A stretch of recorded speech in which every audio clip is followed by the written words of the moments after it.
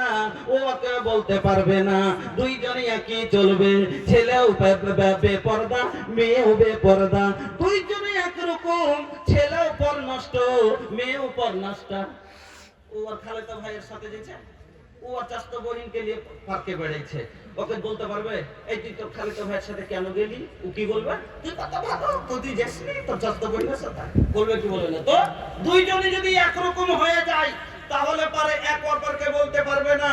কিন্তু ভাইজান, যদি যেমন দুটো চাকা যেরকম বললাম ওরকমই এক ছেলে হলো মাওলানা সাহেব, 5 ওয়াক্ত নামাজি, তাহাজ্জুদ পড়ছে, একবারে দিনদার পরহেজগার, আর মেয়ে হয়ে গেছে কলেজ পড়া। বাড়ি থেকে বের হলে अंग्रेजी स्टाइल में चले, हाई हिल के सैंडल बा, अंग्रेजी स्टाइल में चले, हाई हिल के सैंडल बा, देख के ये कर ए अदा, धड़के जवानन के दिलवा। এরকম দেখলে পরে সবাই তাকে বের দিকে। এবার মাওলানা সাহেব বলছে এই তুমি বাড়ি থেকে বের হলে পর্দা করে বের হও, এটা আমাকে গরম লাগছে। মৌলানা সাহেব ফজর উঠতে বলছে উঠো না জি, নামাজটা পড়ে নাও, ফজরের নামাজটা। বলে তোমার গায়ে খুব গরম আছে, তুমি পড়ো, গায়ে তো হাওয়া চলছে, আমি পারবো না উঠতে। চলবে কয়দিন চলবে সংসার? টিকবে? টিকবে না, কারণ দুটা দুরকম। আল্লাহ বলছেন ওয়াতাইয়্যিবাতু লিতাইয়্যিবিনা ওয়াতাইয়্যিবুনা লিতাইয়্যিবাত। ওরকমই একটা নামাজি ছেলের জন্য নামাজি মেয়ে লাগবে, একটা পরেজগার ছেলের জন্য পরেজগার মেয়ে লাগবে। দুইজন যদি একরকম হয় তাহলে এই সংসার ভালোভাবে চলবে। ছেলেও নামাজি, মেয়েও নামাজি, ইও ফজরে উঠছে, ও ফজরের সালাত আদায় করছে, কোনো সমস্যা হবে না। কিন্তু ভাইজান, যদি দুটো দুরকম হয়ে যায় তাহলে কিন্তু গাড়ির চাকা যেমন দুটো দুরকম হলো, এই গাড়ি টলমল টলমল করবে, আর একদিন অ্যাক্সিডেন্ট করে পড়ে যাবে। ওই রকমই ছেলে মেয়ে যদি দুটো দুরকম হয়ে যায়, দুরকম ব্যবহারের হয়, এদের ভিতরে টলমল টলমল টনভন টনভন চলবে, আর একদিন তালাক পর্যন্ত হয়ে যাবে। এবার তাহলে ছেলে মেয়ে দুজন একরকম হওয়া দরকার। চলেন, 1 নম্বর কথা হলো। 2 নম্বরে কথা বুঝবেন, আপনার পকেটে টাকা হয়েছে, আপনি এবার গাড়ি নেবেন একটা, বন্ধুদের সামনে বলছেন যে ভাই একটা গাড়ি নিব মনে ভাবছি, তো কোন গাড়ি নিব? কইছে এখন তো গেলামারটা খুব ভালোই চলছে, একটা কাজ করে গেলামার নিয়ে না। আপনাদের এদিকে গেলেমারের নাম কয়টা ভাই? একটা না দুটো? দুটো কি কি? আচ্ছা, গেল আমার। আমরা তো আমার বলি না, আমরা হামার বলি। নাম আছে ছেলের বাবা পাইলে বলে গেলে মার, বেটা বাজার যাবি সেলফ মার, তারা আছে বেটা স্পিরিট মার, রূপরে বেটা আগে দিকে গরু আছে ব্রেক মার, নাম হলো গেলে মার। আর বেটার মেয়ের বাবাকে জমি বিক্রি করে দিতে হয়, 3 কাঠা বিক্রি, এটা যেন গালে হাত দিয়ে বলে গেল হা, ওর নাম লুকা। তো বলছে বাজার এখন গেলে মার ভালো চলছে, একটা নিয়ে এলে। কোথায় নিব? না তো পাকুড় অমুক শোরুমে গাড়ি খুব সুন্দর সুন্দর আছে, কালারও ভালো, ম্যারেজও খুব সুন্দর শুনেছি, আর ডিজাইনটাও খুব পছন্দ, নিয়ে এলে। এবার লোকটা চলে গেল গাড়ি কিনতে। গাড়ি কেনার পরে গাড়ি নিয়ে বের হয়েছে, কথাটা বুঝে যাবেন, গাড়ি নিয়ে বের হয়েছে। এবার গাড়ির উপরে চেপে 60-55 স্পিডে গাড়ি চালিয়ে যাচ্ছে। হঠাৎ করে সামনে দেখছে একটা বাচ্চা, 8-9 মাসের বাচ্চা, হুইসেলও বোঝে না, আর দৌড়িয়ে পালাইতেও পারবে না, হামাগুড়ি দিচ্ছে। এবার লোকটা দেখছে ব্রেক না করলে অ্যাক্সিডেন্ট হয়ে যাবে, ব্রেক করলো, যতদূর শক্তি ব্রেক করলো, কিন্তু হ্যান্ড সমাতে ব্রেক লাগলো না। বলুন তো অ্যাক্সিডেন্ট হবে না হবে না? হবে। তার কারণ কেন অ্যাক্সিডেন্টটা হলো? যে ব্রেকের যে দায়িত্ব ছিল গাড়িতে ব্রেকটা লাগানোর, কারণ হলো গাড়ি প্রয়োজনে দাঁড় হবে, দরকার পড়ে যায়, এরকম অবস্থা হলে গাড়িটাকে দাঁড় করে দেবে, এই জন্য লাগানো হয়েছে। কিন্তু ব্রেকের যে দায়িত্বটা ছিল গাড়িকে দাঁড় করে দেওয়া, ব্রেক নিজের দায়িত্ব পালন করলো না, যার কারণে অ্যাক্সিডেন্ট হলো। আমার বন্ধুরা, আপনার আমার সংসারে অ্যাক্সিডেন্টের কারণ হলো মহিলার যে দায়িত্ব আছে পালন করে না, যার কারণে অ্যাক্সিডেন্ট হচ্ছে। 2-3 নম্বর কথা, দু নম্বর হয়ে গেল। 3 নম্বর শুনে, গাড়ি নতুন কোনো ব্যাপার নাই, গাড়িতে কোনো সমস্যা নাই, সব ঠিক আছে, কিন্তু যে ভাই গাড়ি কিনেছে এই ভাই যেন আমার জীবনে ড্রাইভারি করেনি, জীবনে কোনোদিন ড্রাইভিং করেনি, ই দেখে দেখে ড্রাইভার।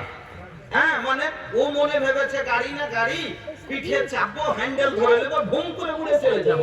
যেমন এখন বর্তমানের যুবকেরা বিয়ের কবুলের মানে বুঝেনি, ইয়া মাসারা সবাবে মানিস্ততা মিন কবুল বাত আলিয়াতা জাওয়াদের মানে বুঝেনি। বিয়ে না বিয়ে, শ্বশুর বাড়ি যাব, কবুল পড়বো, বউলিয়া বাড়ি হুট করে চলে আসবো, কিন্তু কবুল শব্দের মানে বুঝেছে? কবুলের মানে বুঝলে খোদার কসম করে বলছি শ্বশুরের দেওয়া খাটে জীবন ঘুমাইতো না। কবুলের মানে বুঝলে শ্বশুরের দেওয়া রান্না করা হাঁড়ি দিয়ে দিয়েছে, রান্না করে খেত না। কবুলের মানে বুঝলে অসুখের সময় তার শ্বশুরকে টাকার জন্য ফোন করত না। যুবক, কবুলের মানে বুঝতে হবে। কবুল শব্দের মানে হলো এই মেয়েটার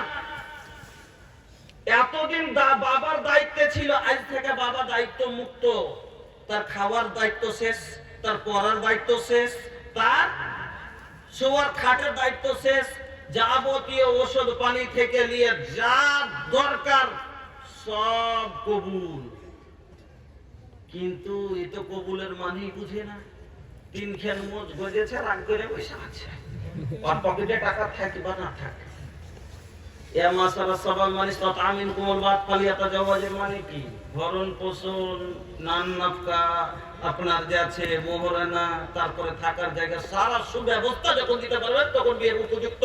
নবী বললেন যদি পারো তাহলে করো, ওর মধ্যে একটা কম হলে তোমার করা যাবে না। এবার না হলে আপনাকে উদাহরণ দিচ্ছি, গাড়ি কেনার পরে গাড়িকে রেসের রোডে খাড়ো করে রাখতে পারবেন? নতুন গাড়ি রোডে খাড়ো করে দেন, সিট ছেড়ে দিবেন। বউ আনার পরে তার থাকার জায়গা হওয়া দরকার। গাড়ি কিনেছি, পেট্রোল দেওয়ার পয়সা নাই, এই গাড়ি চলবে? চলবে না। বউ করেছেন, তার খাবার আপনাকে দিতে হবে। বন্ধুরা আমার, আমি আগে বাড়ছি তখন বলছি আপনার উপরে কি কি দায়িত্ব আছে।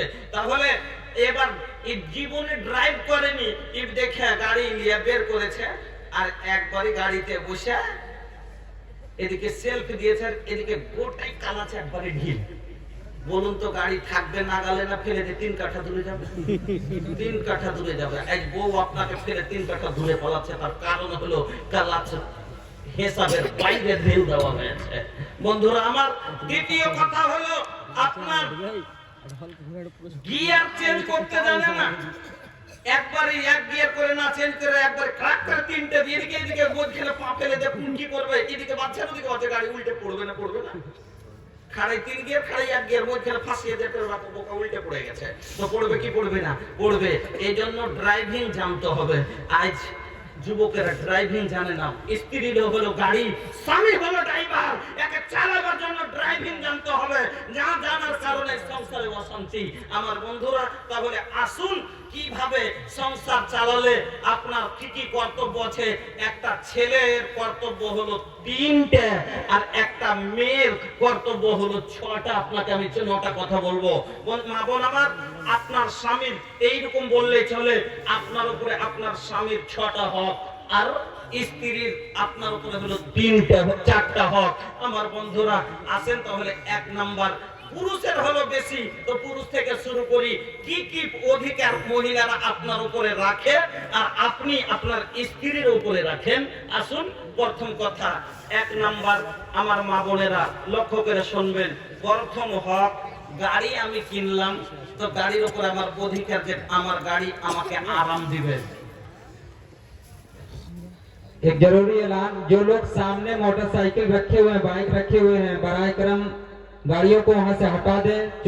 चूंकि लोगों की भीड़ है और परेशानी हो रही है, लिहाजा जिन लोगों ने अपनी गाड़ियां वहां रखी हैं, बराए करम अपनी गाड़ियों को वहां से हटा लें।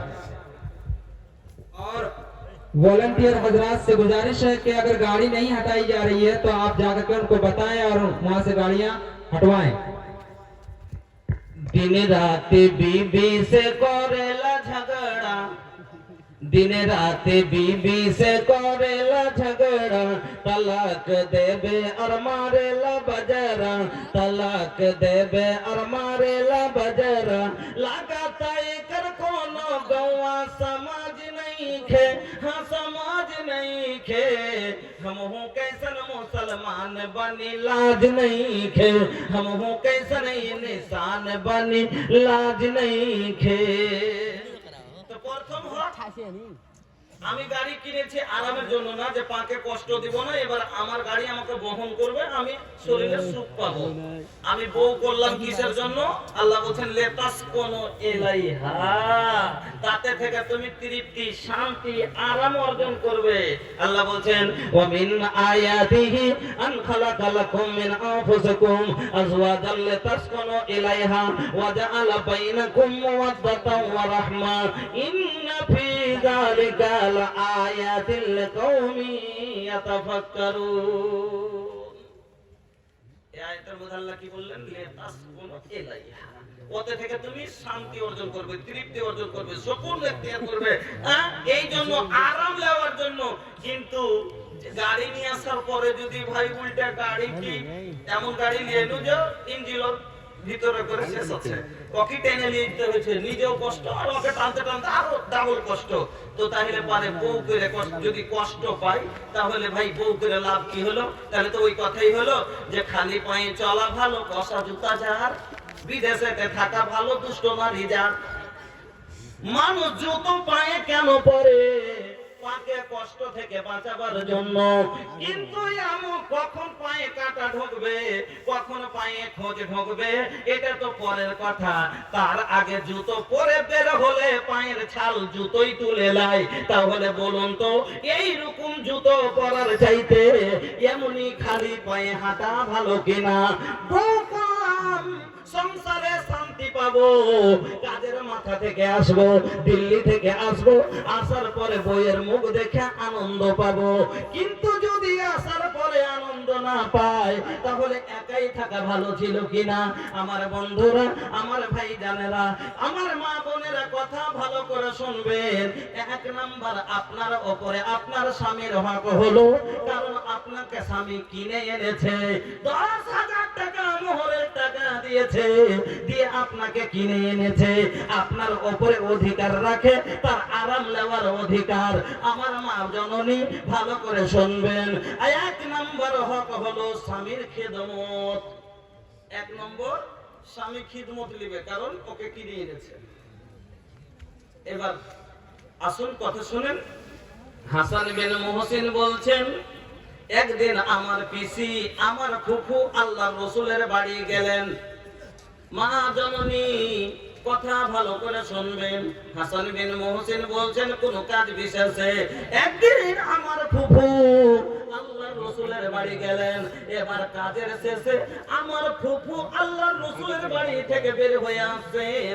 এমন সময়তে আল্লাহর নবী আমার ফুফুকে বললেন, ও মহিলা, বলো তো তোমার স্বামী জীবিত আছে না নাই? বলেন, না ইয়া রাসূলুল্লাহ, হ্যাঁ হুজুর আছে। নবীজি বললেন, শুনো, তোমার স্বামীর সাথে তুমি কেমন ব্যবহার করো, তোমার স্বামীর সাথে কেমন তুমি খেদমত করো। ওই মহিলা বলছেন, হাসান বিন মুহসিনের ফুফু বলছেন, আল্লাহর রাসূল, मैं इतना अपने शौहर की तरह खिदमत करता हूँ, करती हूँ, जब तक कि मैं आजीज न आ जाऊं। আমি আजीজ না হয়ে যাই, ক্লান্ত না হয়ে যাই, ঠকে না যাই, আমার পক্ষে যতদূর সম্ভব আমি আমার স্বামীর খেদমত করি। যেমন এই কথা বললেন, আল্লাহর নবী বলছেন, ফঞ্জরি আইনা আনতা মিনহু, ও মহিলা, তুমি ভালো করে কথাটা বেরে নে, একবার স্মরণ করো, চিন্তা করো, মাথায় কথাটাকে একবার আর হেডে গেলাও। তুমি বলছো তোমার স্বামীর খেদমত করতে করতে আজিজ হয়ে যাও। বলো তো, তোমার স্বামীর খিদমত করে তোমার স্বামীকে রাজি করতে পেরেছো কিনা? তুমি চিন্তা করো, তোমার এই খেদমতে আল্লাহ রাজি হবেন কিনা? তোমার এই খেদমতে তুমি জান্নাতের অধিকার অর্জন করতে পেরেছো কিনা? কেননা তোমার স্বামী ফাইন্নাহু জান্নাতুকা ওয়া নারুক, তোমার স্বামী হলো তোমার জান্নাত, আর তোমার স্বামী হলো তোমার জাহান্নাম। চিন্তা করো মাথায় কথাটা ভালো করে। তুমি বলছো আমি খিদমত করতে করতে আজের হয়ে যায়। এই খিদমতে জান্নাতের অধিকার অর্জন করতে পারবা? তোমার স্বামী হলো তোমার জান্নাত, তোমার স্বামী হলো তোমার জাহান্নাম। এক নাম্বার হক মা বোন, স্বামীর খিদমত করেন জান্নাতে যাবেন, স্বামীর খিদমত না করেন জাহান্নামে যাবেন। প্রথম কথা। দ্বিতীয় কথা, গাড়ি আমি কিনেছি, আমার হুকুমে ব্রেক লাগবে, আমার হুকুমে গিয়ার চেঞ্জ হবে, আমার হুকুমে রুকবে, আমার হুকুমে চলবে নাকি? আমার কিনা গাড়ি তো আমি না তাকে কভার করব। কিন্তু পানি না গাড়ি আমি ধরে আছি এদিকে পাকুলিনি গাড়ি নিয়ে পানি না নিয়ে আগে বেটা তাহলে আমি পড়বো না ভাই, আমার ক্ষতি হবে না? হবে না? হবে। তো আমার স্ত্রী আমার হুকুমে চলবে, এটা হলো স্বামীর দ্বিতীয় হক, হলো স্ত্রীর উপরে স্বামীর আনুগত্য করা, ফরমাবরদারি করা, হুকুম মতো চলা। আল্লাহ রাসূল ভালো মহিলার গুণ বয়ান করতে যে তিনটা কথা বললেন, ভালো করে শুনবেন। ভালো মহিলার তিনটা গুণ। মা বোন, ভালো মহিলা যদি হন তাহলে তিনটা কথা মাথায় রাখেন। এক নাম্বার আল্লাহ রাসূল বলছেন, আল্লাতী তাসররুহু ইযা নাজারা ওয়া তুতিউহু ইযা আমারা ওয়া লা তুখালিফুহু ফি নাফসিহা ওয়া মালিহা বিমা ইয়াকরাহু। এ ভাইয়া, আরে সুত গাইলা কালো হ্যাঁ সুতল, আরে সুতল বাড়া কি জাগল বাড়া, अरे सूतल बाड़ा की जागल बाड़ा सुनबा की ना हो। सुने के मूड में बालो, मूड में हमके तो लगा था कि वो लोग सब कुछ सुध गई नींद आवता।